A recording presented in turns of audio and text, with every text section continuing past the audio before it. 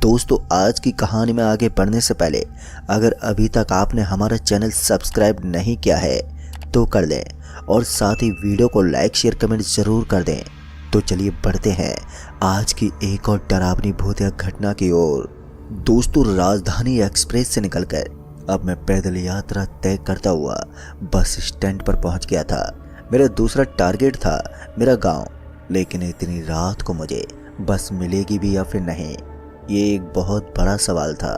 ऊपर से यहाँ से कोई ऑटो रिक्शा भी नहीं गुजरता था जिसके अंदर बैठकर मैं अपने गांव तक का सफ़र तय कर सकूं। ऐसे में मेरे लिए मुसीबतें लगातार बढ़ती जा रही थी और मुझे समझ में नहीं आ रहा था कि अब मैं करूं तो करूं क्या। तभी मैंने फ़ोन निकालकर एक दो बार मयंक को फ़ोन करने की कोशिश भी की, लेकिन इतनी रात को कौन मेरा फ़ोन उठाता। ऊपर से मैंने घर वालों के लिए एक सरप्राइज प्लान कर रखा था। लगभग 1.5 साल के बाद मैं अपने घर के लिए निकला था। मेरे हाथ में 2 भारी भारी बैग थे जिनसे मुझे काफ़ी दिक्कत महसूस हो रही थी। अब तक मुझे बस स्टैंड पर बैठे बैठे आधा घंटा बीत गया था, लेकिन मानो आज बस बंद हो गई थी। इसी बीच मेरी नज़र एक और आदमी पर पड़ी तो मैंने देखा कि वो भी मेरी ही तरह वहाँ पर बैठे बैठे बस का वेट कर रहा था। लेकिन हैरान की बात तो ये थी कि इतनी देर से मुझे वो आदमी नजर नहीं आया था।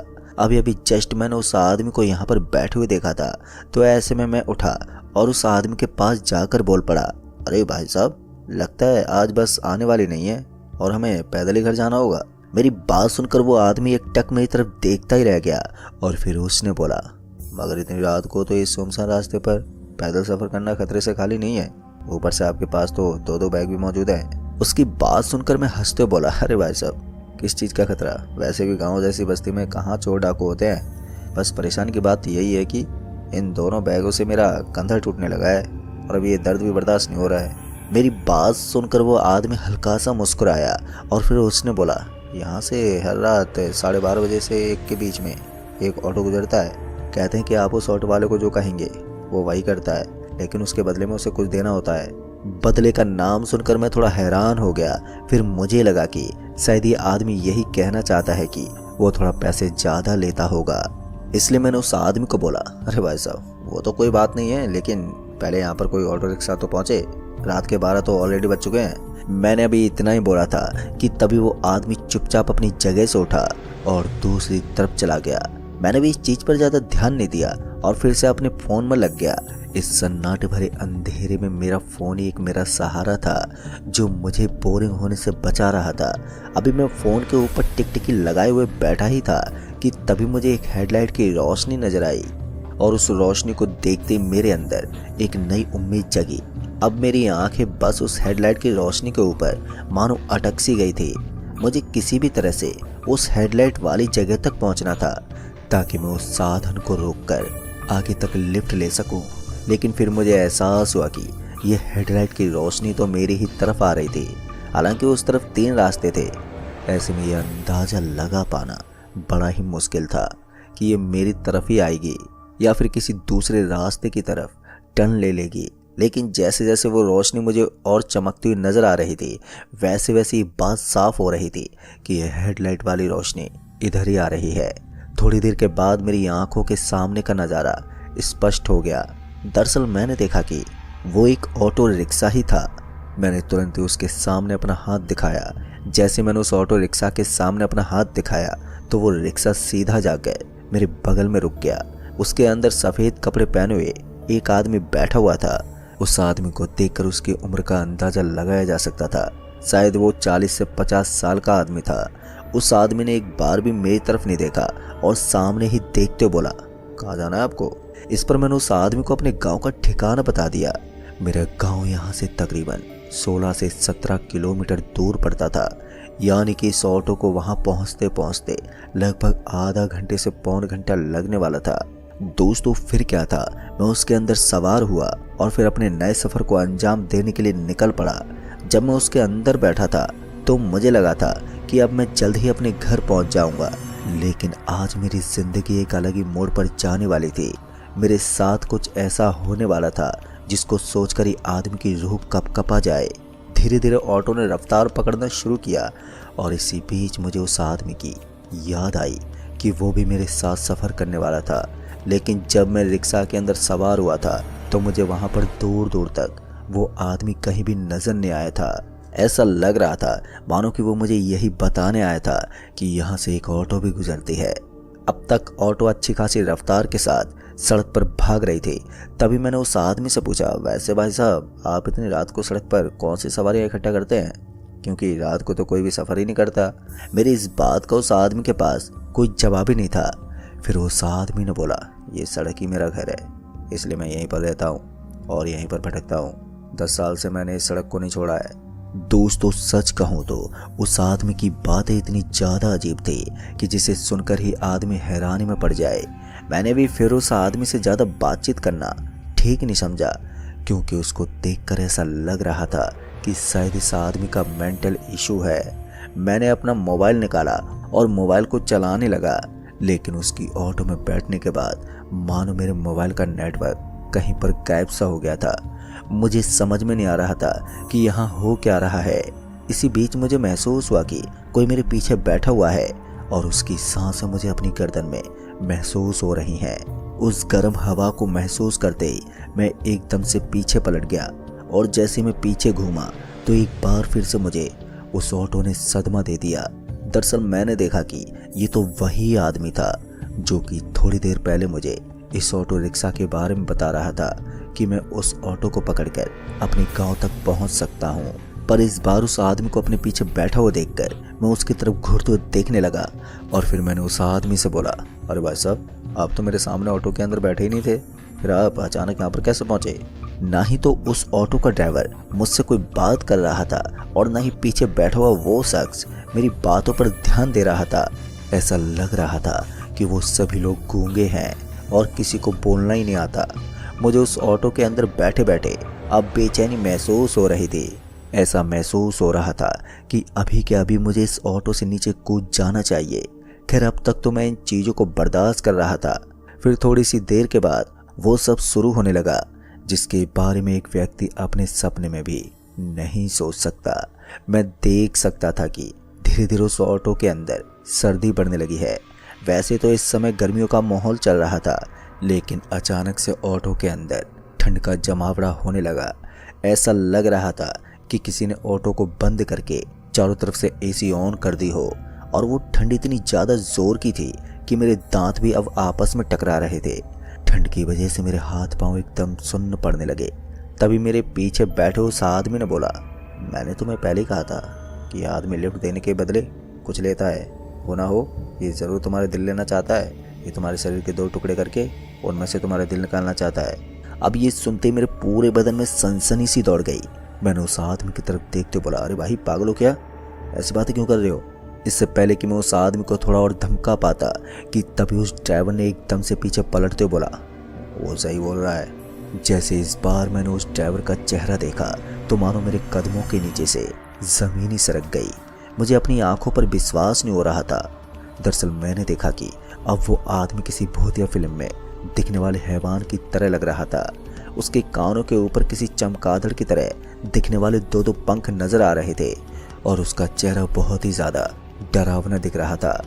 दोस्तों ये पल मेरे लिए इतना ज़्यादा डरावना था कि मेरे हाथ और पैरों ने काम करना बंद कर दिया। उस वक्त मेरे हाथ पैर काम करते तो मैं ठीक उसी समय पर उस ऑटो से नीचे कूद जाता। उसके बाद चाहे मेरी मौत भी क्यों ना हो जाए। फिर पता नहीं क्यों लेकिन मुझे ऐसा महसूस होने लगा जैसे कि मेरे सर में किसी ने बहुत ही ज़ोर से दे मारा हो। हालांकि मुझे इस चीज़ का दर्द महसूस नहीं हुआ, लेकिन मेरा सर इतना ज़्यादा भारी हो चुका था कि मैं इधर उधर की चीज़ों को भी ठीक से देख नहीं पा रहा था। थोड़ी देर के बाद मेरी आंखों के सामने अंधेरा छा गया। फिर जब मेरी आंख खुली तो मैंने देखा कि मैं अभी उसी ऑटो के अंदर था और वो ऑटो बड़ी हल्की रफ्तार के साथ एक सड़क पर भाग रही थी। उस सड़क के दोनों तरफ मुझे गहरी खाई दिखाई पड़ रही थी। आज से पहले मैंने कभी भी इस तरह के रास्ते को नहीं देखा था। अब तो मुझे उस ऑटो के अंदर कूदने से भी डर लगने लगा था, क्योंकि अगर मैं उस ऑटो के अंदर से कूदने की हिम्मत करता तो शायद उस खाई के अंदर गिर जाता और कभी भी वापस अपने घर नहीं जा पाता। हाँ, पर मेरी उम्मीद अब मानो खत्म होती जा रही थी। वो ऑटो ड्राइवर बस ऑटो चलाने पर ध्यान दे रहा था लेकिन मेरे पीछे बैठा हुआ वो शख्स अब कहीं भी दिखाई नहीं दे रहा था। इतने में उस ऑटो ड्राइवर ने बोला, अरे भाई साहब, आपको ड्रॉप कहाँ करना है, आपने बताया नहीं। उसकी बात सुनकर मैं फिर से कंफ्यूज हो गया कि अभी अभी थोड़ी देर पहले जो मैंने देखा था वो एक हकीकत थी या फिर मेरा कोई सपना। उसने ऑटो को सड़क के बगल में रोक दिया और फिर मुझे उतरने को बोला। मैं भी तुरंत ही उस ऑटो से उतरा और फिर बाहर की तरफ देखने लगा। लेकिन हैरान की बात तो ये थी कि थोड़ी देर पहले जो खाई मुझे नजर आ रही थी अब वो भी कहीं गायब सी हो गई थी। मुझे समझ में नहीं आ रहा था कि यहाँ मेरे साथ हो क्या रहा है। कभी पिशाच नजर आते तो कभी गहरी खाई दिखाई पड़ती। फिर मैंने उस आदमी को बोला, कौन हो तुम और मुझसे चाहते क्या हो? पहले तो उसकी तरफ से मुझे कोई जवाब नहीं मिला, लेकिन फिर उसने बोला, मैं वही चाहता हूँ जो थोड़ी देर पहले चाह रहा था, यानी कि तुम्हारी मौत। अब मुझे विश्वास होने लगा था कि इतनी देर मैंने सपने को नहीं बल्कि हकीकत को देखा था और अब ये आदमी तब तक मेरा पीछा नहीं छोड़ेगा जब तक कि ये मुझे मार ना दे। लेकिन मैं भी मरना नहीं चाहता था। ऐसे में मैंने उस खाली पड़ी सड़क के ऊपर भागना शुरू कर दिया। मैं किसी पागल कुत्ते की तरह सड़क पर बस भागता ही जा रहा था और वो पूरी सड़क एकदम खाली पड़ी थी। दोनों तरफ बड़े बड़े सागवान के पेड़ थे और उस रास्ते को देखकर ऐसा लग रहा था कि मैं इस रास्ते पर पहले भी आ चुका हूँ। 1.5 साल से मैं अपने घर भी नहीं गया था। ऐसे में मैं गांव के रास्तों को भी लगभग भूल ही गया था। तभी मुझे सामने की तरफ एक चबूतरा दिखा। उस चबूतरे को देखकर मेरी यादें ताज़ा हो रही थी। मुझे मालूम पड़ गया था कि ये वही चबूतरा है जिसके ऊपर 2-3 साल पहले मैं अपने दोस्तों के साथ बैठकर ताश पत्ती खेला करता था। उसे देखते ही मेरे अंदर एक बार फिर से उम्मीद का दिया जगा तो मैंने अपने कदमों को और भी तेजी से पटकना शुरू कर दिया। पर तभी मेरे बगल से एक ऑटो रिक्शा बहुत ही तेजी से निकली। वो ऑटो मेरे बगल से निकलकर सीधा सड़क के बीचों बीच जाकर खड़ी हो गई और अब तक मैं समझ गया था कि यहाँ पर क्या होने वाला है। ऐसे में मैंने सड़क के बगल में पड़े हुए 1-2 पत्थर उठाए और उस ऑटो रिक्शे के ऊपर फेंकने शुरू कर दिए। मैं जानता था कि इससे कोई फायदा नहीं होगा, लेकिन अगर पत्थर गिरने की आवाज़ से गांव के कुछ लोग इस सड़क पर भागते हुए आ जाएं, तो फिर मैं अपनी जान तो बचा ही सकता था। ऐसे में मैंने वो पत्थरों की बारिश जारी रखी। थोड़ी देर तक पत्थर लगातार फेंकने के बाद सड़क के ऊपर तेज आवाज़ से मुझे सामने के चबूतरे की तरफ से 2 आदमी इधर से भागते हुए नजर आने लगे। उन्हें देखते ही मेरा पूरा पसीना सूख गया और मेरे अंदर हिम्मत फिर से बढ़ने लगी। दूसरे पल मैंने देखा कि वो ऑटो रिक्शे वाला अब कहीं पर गायब हो गया था। लेकिन अच्छी बात ये थी कि वो लोग भागते हुए मेरे बहुत करीब आ गए थे। जैसे उन्होंने मुझे इस तरह की हरकतें करते देखा तो वो मुझे डराने लगे। लेकिन बाद में मैंने उन्हें बताया कि मैं कौन हूँ। तब जाकर वो मुझे मेरे घर तक लेकर गए। घर पर जाने के बाद मुझे वहाँ पर मौजूद सभी लोगों को अपने साथ इस भयंकर घटना के बारे में बताया। मेरी बात सुनकर सभी लोग बस मेरा मुंह ताकने लगे। उन्हें विश्वास ही नहीं हो रहा था कि अभी अभी मैं किस भयानक बला से लड़कर आया हूँ। उसके बाद उन्होंने मुझे जो बताया वो भी हर किसी को अंदर से डरा देने वाला था। दरअसल उनका कहना था कि पिछले 4 महीने में गांव के अंदर 5 लड़के इसी तरह गायब हो गए हैं, पर किसी को पता नहीं चला कि वो कहाँ चले गए। और ये सब कांड शनिवार के दिन ही होता है। मैं भी आज शनिवार के दिन ही घर आया था और इत्तेफाक कुछ ऐसा बैठ गया कि मेरी मुलाकात उस पिशाच के साथ हो गई। लेकिन मेरे घर वालों का कहना था कि तुम्हारे ऊपर से उस चीज़ का साया इतनी जल्दी नहीं हटने वाला। अगर तुम्हें अपने आप को नॉर्मल करना है तो उसके लिए बहुत बड़ी पूजा करनी होगी। पर अब जो भी हो, मुझे इस चीज़ से पीछा तो छुड़वाना ही था। इसलिए मैंने अपने घर वालों को बता दिया कि जो भी करना होगा मैं करने को तैयार हूँ। बस किसी तरह से मैं दोबारा इस तरह की चीज़ों में ना फंसूं। आज मैं इतनी बुरी तरह से डरा हुआ था कि मैंने अपनी ज़िंदगी में आज से पहले इस तरह का डर कभी महसूस ही नहीं किया था। न ही ज़िंदगी में कभी भूत प्रेत को विश्वास के तौर पर लिया था। मैं समझता था कि भूत प्रेत जैसी कोई चीज़ होती ही नहीं है, बस लोग कहानी बनाकर टाइम पास के लिए सब बातें करते हैं। लेकिन आज जब इनसे सामना हुआ तो मेरा पूरा सोचने का अंदाज ही बदल गया।